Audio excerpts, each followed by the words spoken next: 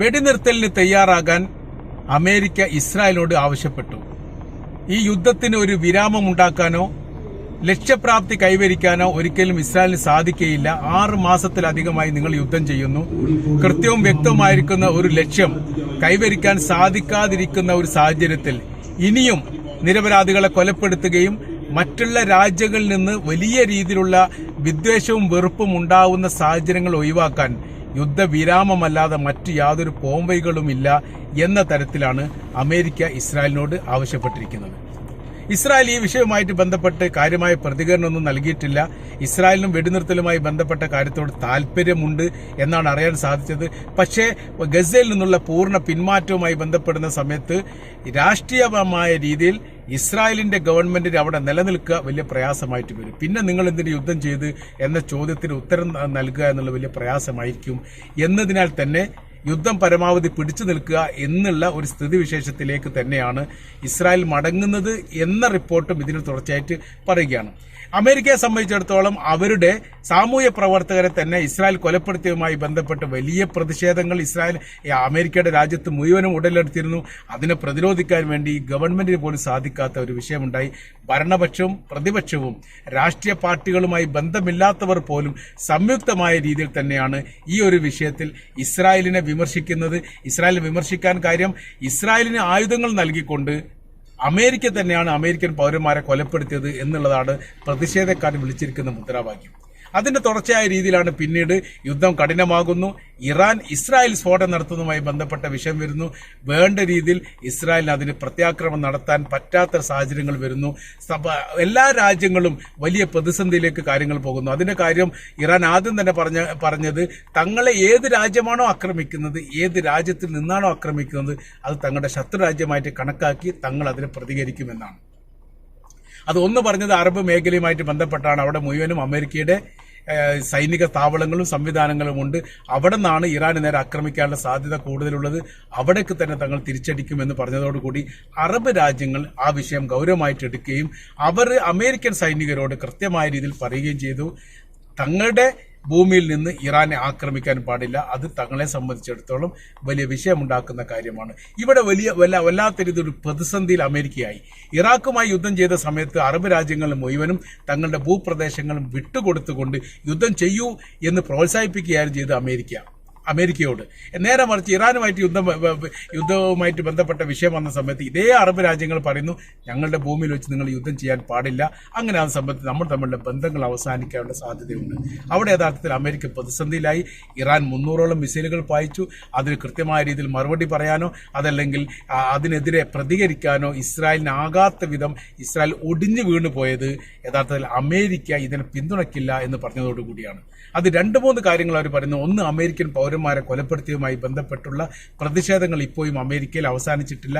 രണ്ടാമത്, ഇറാന് നേരെ തങ്ങൾ ആക്രമിക്കുകയാണെങ്കിൽ അവർ തങ്ങളുടെ അറേബ്യൻ മേഖലയിലുള്ള സൈനിക ക്യാമ്പിനെ ആക്രമിക്കുന്ന സമയത്ത് അതൊരു വ്യാപകമായിരിക്കുന്ന യുദ്ധമാവും എന്ന് മാത്രമല്ല, അറബ് രാജ്യങ്ങൾ തങ്ങളുടെ സൈനികരോട് രാജ്യത്തിൽ നിന്ന് പുറത്തു പോകാൻ പറഞ്ഞാൽ അത് രാഷ്ട്രീയപരമായ രീതിയിൽ വലിയ അപമാനമായിട്ട് ലോകത്തിന് മുൻപിൽ തങ്ങൾ അനുഭവിക്കേണ്ടി വരും എന്നൊരു തിരിച്ചറിവ് കൂടി അമേരിക്കയ്ക്ക് ഉണ്ടായിരിക്കുകയാണ്. ഈ വിഷയത്തെ ഒക്കെ ആസ്പദമാക്കിയിട്ടാണ് ഇപ്പോൾ അമേരിക്ക ഇസ്രായേലിനോട് പറഞ്ഞിരിക്കുന്നത്, യുദ്ധവിരാമത്തെക്കുറിച്ച് ആലോചിക്കുക, വെടിനിർത്തലുമായി ബന്ധപ്പെട്ടെക്കുറിച്ച് ചർച്ച ചെയ്യുക. അങ്ങനെ ഒരു മാനസികപരമായിരിക്കുന്ന ഒരു മാറ്റങ്ങൾ നിങ്ങൾക്കിടയിൽ ഉണ്ടായിട്ടില്ലെങ്കിൽ യഥാർത്ഥത്തിൽ നിങ്ങൾ വീണ്ടും തകരും എന്നുള്ളത് തന്നെയാണ്. കാരണം ഇസ്രായേലിന് നേരെ വരുന്ന അക്രമങ്ങൾ അവർ പ്രതിരോധിക്കുന്നുണ്ട് എന്ന് പറയാമെന്നല്ലാതെ വലിയ നാശങ്ങളും വലിയ നഷ്ടങ്ങളും അവർക്കുണ്ടാകുന്നുണ്ട്. അത് അന്താരാഷ്ട്ര മീഡിയകളൊന്നും റിപ്പോർട്ട് ചെയ്യുന്നില്ല എന്ന് മാത്രം. ഇത് കൃത്യമായ രീതിയിൽ ഇസ്രായേലിനറിയാം, കൃത്യമായ രീതിയിൽ അമേരിക്കക്കറിയാം, ഹമാസിനറിയാം, ലോകത്തിലെ പരമാവധി രാജ്യങ്ങൾക്ക് ഈ വിഷയത്തെക്കുറിച്ച് കൃത്യമായ രീതിയിൽ അറിയാൻ വേണ്ടിയിട്ട് സാധിക്കും. ഇസ്രായേൽ മാത്രമാണ് പുറത്ത് പറയാത്തത് എന്നതാണ് അവർ മനസ്സിലാക്കുന്ന. ലോകം ഇത് അറിയുന്നില്ല എന്നുള്ളത് അത് മണ്ടത്തരമാണ് എന്നുള്ള കാര്യമാണ് അമേരിക്ക ഇസ്രായേലിനോട് പറഞ്ഞത്. അവർ പറഞ്ഞ കാര്യം എന്ന് പറഞ്ഞാൽ 6 മാസം കഴിഞ്ഞ് യുദ്ധം തുടങ്ങിയിട്ട് നിങ്ങൾക്ക് ലക്ഷ്യപ്രാപ്തി കൈവരിക്കാൻ വേണ്ടി സാധിച്ചിട്ടില്ല. ക്രൂരമായിരിക്കുന്ന പ്രവർത്തികളാണ് പലസ്തീനിൽ ചെയ്യുന്നത്. അതിനെതിരെ മാനുഷ്യാവകാശ സംഘടനകളുമായി രംഗത്ത് വരുന്നു, രാജ്യങ്ങൾ രംഗത്ത് വരുന്നു. ഇസ്രായേലിന് വെറുക്കുന്ന പോലെ തന്നെ ഇപ്പോൾ അമേരിക്കയും വെറുത്തു തുടങ്ങിയിരിക്കുന്നു. രാഷ്ട്രങ്ങളും രാഷ്ട്ര സംവിധാനങ്ങളും അതിന്റെ ഭരണ സംവിധാനങ്ങളും മുഴുവനും എന്ത് ചെയ്യുന്നുണ്ട്, അമേരിക്കയുമായിട്ട് ഇപ്പോൾ അകന്നുകൊണ്ടിരിക്കുകയാണ്. അത് ഈ അകൽച്ച ഉണ്ടാകുന്നത് ഇസ്രായേലിന്റെ കാരണത്താലാണ്. തങ്ങൾ കാണുകയും കണക്ക് കൂട്ടുകയും ചെയ്യുന്ന രീതിയിലല്ല യഥാർത്ഥത്തിൽ അവിടുത്തെ സാഹചര്യങ്ങൾ. 48 മണിക്കൂറോ 72 മണിക്കൂറോ കൊണ്ട് ഹമാസിനെ ഇല്ലാതാക്കുമെന്ന് നിങ്ങളെപ്പോലെ തന്നെ ഞങ്ങളും വിശ്വസിച്ചു.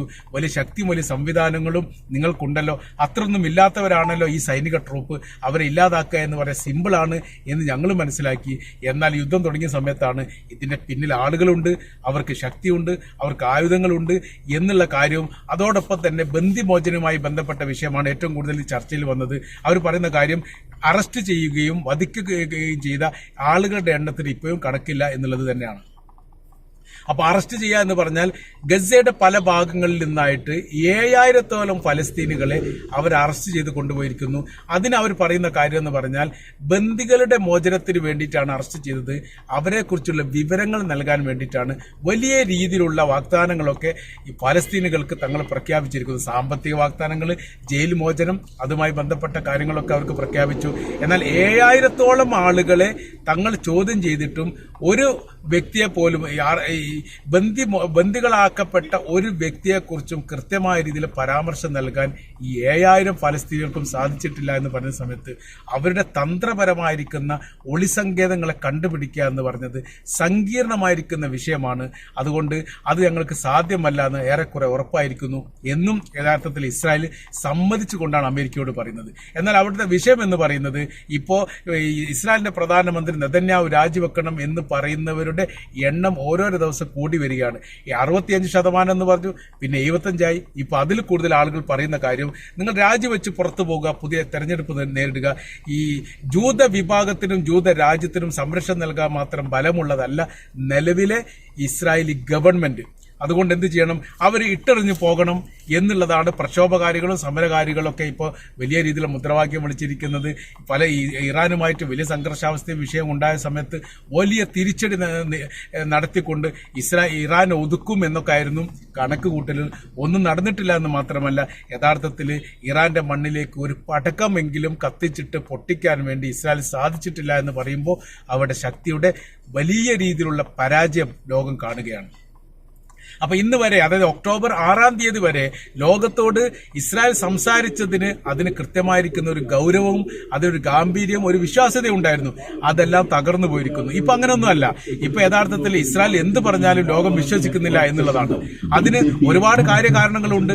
അതിന് കാര്യം എന്ന് പറയുന്നത് അവർ പറയുന്നത് മുഴുവൻ കള്ളത്തരമാണ് എന്നുള്ളത് പല ഘട്ടങ്ങളിലായി ഹമാസും അതേപോലെ തന്നെ അൽ ജസീറയും വ്യത്യസ്തമായിരിക്കുന്ന വീഡിയോകളൊക്കെ തെളിയിച്ചു കൊടുക്കുന്നു. അപ്പൊ ഈ സോഷ്യൽ മീഡിയ സജീവമായിരിക്കുന്ന സമയത്ത് സോഷ്യൽ മീഡിയ ഉൾക്കൊള്ളുന്ന ഒരു യുദ്ധമാണ് യഥാർത്ഥത്തിൽ പലസ്തീനിൽ നടന്നുകൊണ്ടിരിക്കുന്നത്. അങ്ങനെ നടക്കുന്ന സമയത്ത് അതിന്റെ ഒരു കൃത്യമായിരിക്കുന്ന വിവരണങ്ങൾ ലോകം അപ്പോൾ അറിഞ്ഞുകൊണ്ടിരിക്കുന്നു.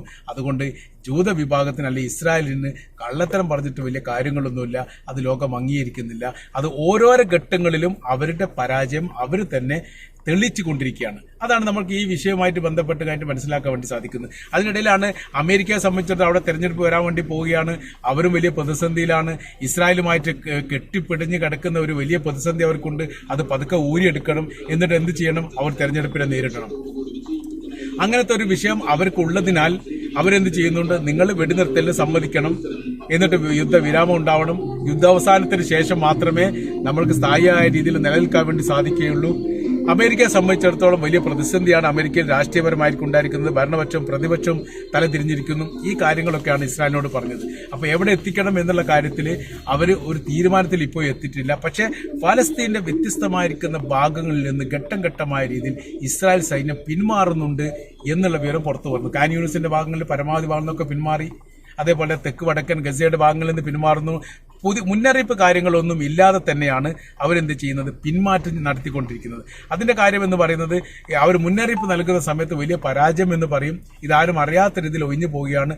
ശക്തമായിരിക്കുന്ന ഏറ്റുമുട്ടലുകൾ ഇപ്പോഴും നടക്കുന്നു. വലിയ രീതിയിലുള്ള മരണങ്ങൾ ഇസ്രായേൽ സൈന്യത്തിന് നടന്നുകൊണ്ടിരിക്കുന്നു. മാത്രമല്ല ഇസ്രായേൽ സൈന്യത്തിൽ അമേരിക്കൻ സൈന്യങ്ങളും ഉണ്ട് എന്നുള്ളൊരു റിപ്പോർട്ടും ഇതിനിടയിൽ പുറത്തു വന്നതാണ്. ഇത് ഇസ്രായേലോ അമേരിക്കയോ സ്ഥിരീകരിച്ചിട്ടില്ല. ഇസ്രായേലിന്റെ യൂണിഫോം ധരിച്ചുകൊണ്ട് ഫലസ്തീനെതിരെ യുദ്ധം ചെയ്യുന്നതിൽ അമേരിക്കൻ സൈനികരുണ്ട് എന്ന തരത്തിലാണ്. അപ്പോൾ അതിൻ്റെതായിരിക്കുന്ന പ്രയാസ കാര്യങ്ങളൊക്കെ യഥാർത്ഥത്തിൽ അമേരിക്കക്കുണ്ടാവും. ഇതിന് സ്ഥിരീകരണം എത്രത്തോളം ഉണ്ട് എന്ന് അറിയില്ല. ഇതിന് മുൻപ് അവർ പറഞ്ഞിട്ടുണ്ട്. ഹമാസ് തന്നെ ഈ ആരോപണം ഉന്നയിക്കുകയും ചെയ്തിട്ടുണ്ട്. ഏതായിരുന്നാലും വലിയ രീതിയിലുള്ള പ്രതിസന്ധിയിലൂടെയാണ് അമേരിക്കയും ഇസ്രായേലും കടന്നു പോകുന്നത്. ലോകത്തിലെ വലിയ ശക്തി രാജ്യങ്ങളൊക്കെ എന്ത് ചെയ്യണമെന്ന് അറിയാതെ പ്രതിസന്ധിയിൽ നിൽക്കുകയാണ്. ഈ ചെറിയ കുഞ്ഞു രാജ്യത്തോട്, അതിലെ ചെറിയൊരു സൈനിക വിഭാഗത്തോട് അതിജീവിക്കാൻ മാത്രം ശക്തിയില്ലാത്ത രീതിയിൽ തകർന്നു പോയിരിക്കുന്നു ഇസ്രായേലും അതിന് പിന്തുണ നൽകുന്ന അമേരിക്കയും. ചെങ്കടലുമായി ബന്ധപ്പെട്ട വിഷയത്തിൽ അമേരിക്ക എപ്പോഴും തോറ്റുകൊണ്ടിരിക്കുകയാണ്. ബ്രിട്ടൻ ഇപ്പോഴും തോറ്റുകൊണ്ടിരിക്കുകയാണ്. അവരാണെങ്കിൽ യുദ്ധം ചെയ്യുന്നത് ഈ ചെറിയൊരു സൈനിക വിഭാഗത്തോടാണ്. ഹൂത്തി വിമതർ എന്ന് പറഞ്ഞാൽ ആ രാജ്യത്തിൽ യമനിലെ രാജ്യ സൈനിക വിഭാഗമൊന്നുമല്ല, ഒരു പ്രത്യേക പ്രദേശത്തിന്റെ അധികാരമുള്ള ഒരു സൈനിക ട്രൂപ്പാണ്. അവരുമായി യുദ്ധം ചെയ്ത് പരാജയപ്പെട്ടുകൊണ്ടേയിരിക്കുന്നു. അവരങ്ങനെ ചെയ്യുന്നു. ഹിസ്ബുള്ള ഗ്രൂപ്പിനെ സംബന്ധിച്ചിടത്തോളം ആകാശ യുദ്ധം നടത്തിയിട്ട് ഇസ്രായേലിനെ തോൽപ്പിച്ചുകൊണ്ടേയിരിക്കുന്നു. ഹമാസ് ആണെങ്കിൽ കരയുദ്ധം നടത്തിയിട്ട് അമേരിക്കയും ഇസ്രായേലിനെ തോൽപ്പിച്ചുകൊണ്ടിരിക്കുന്നു. ഈ സ്ഥിതിവിശേഷത്തിൽ എങ്ങനെയാണ് വിജയം കാണിച്ചു കൊടുത്ത് പതുക്കെ ഊരുക എന്നുള്ള ഒരു സ്ഥിതിയിലേക്കാണ് അമേരിക്കയും ഇസ്രായേലും എത്തിയിരിക്കുന്നത്. അതിന്റെ ഭാഗമായിട്ടാണ് നമ്മൾക്ക് രക്ഷ ഉണ്ടാവാൻ ഇനി ഒരൊറ്റ പോംവഴിയേ ഉള്ളൂ. ലോക മനസാക്ഷികളുടെ മുഴുവനും അഭിപ്രായങ്ങൾ തേടിക്കൊണ്ടും അല്ലെങ്കിൽ അവരുടെ നിലപാട് അനുസരിച്ചിട്ടും എന്ത് ചെയ്യുക, യുദ്ധവിരാമം ഉണ്ടാക്കുക അല്ലെങ്കിൽ വെടിനിർത്തലുമായി ബന്ധപ്പെട്ട കാര്യത്തിന് സഹകരിക്കണം എന്നാണ് ഏറ്റവും ഒടുവിലായി അമേരിക്ക ഇസ്രായേലിനോട് പറഞ്ഞിരിക്കുന്നത്.